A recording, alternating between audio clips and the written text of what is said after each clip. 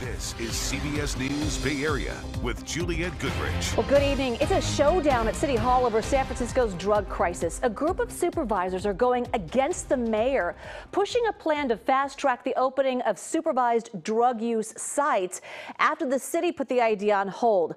Now, it's a response to ramp up drug use in neighborhoods like the Tenderloin. More than 1,800 people have died of opioid overdoses in the city since the start of 2020. And supervisors say something needs to fill the gap left by the closure of the Tenderloin Service Center last week. In fact, they say the answer is opening up a dozen wellness hubs that might look something like this, where people can actually use drugs under the supervision of trained staff. But there's the issue. They're illegal under state and federal law. But supporters tell our John Ramos too many lives are at stake to wait. A week after the city's only safe injection site was shut down, city leaders and community activists called out Mayor London Breed and the Department of Health for not offering any alternatives at a time when people are dying. Del Seymour is called the mayor of the Tenderloin because of how involved he is in his community. But he says the now closed Tenderloin Center was not originally intended to be a place where drugs were used. The idea was this was not supposed to be a safe consumption site.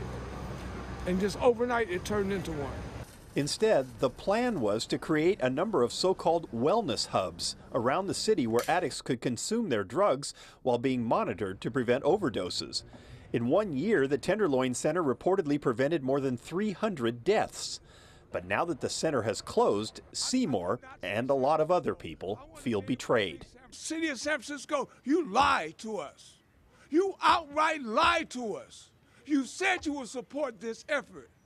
Those who had been quietly working to create the wellness hubs say they were abruptly told that the plan had been canceled.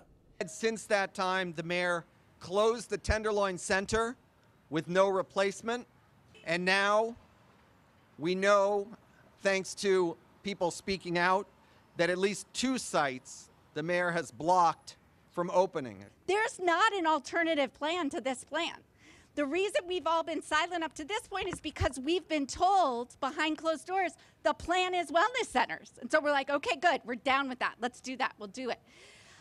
So what has changed? What has changed?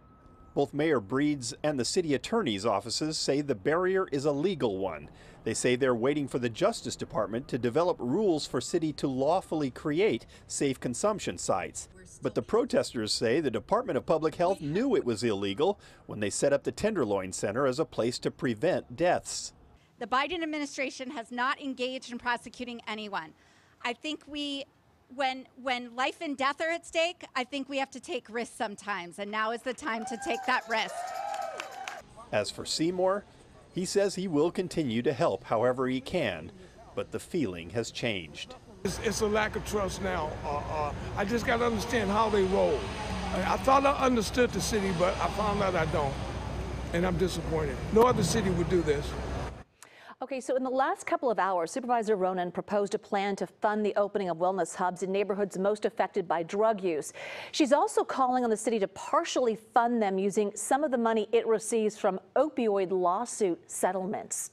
Well, this debate has been playing out for years. Governor Newsom vetoed a law this year that would have allowed pilot programs for supervised drug sites in San Francisco, Oakland, and Los Angeles.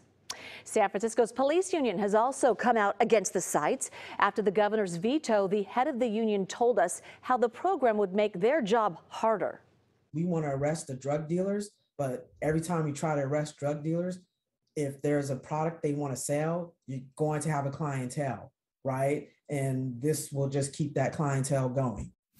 The San Francisco City Attorney's Office says a program being tested in New York may be more legally defensible. It currently operates 2 safe drug use sites that are privately funded and run by a nonprofit without any government participation.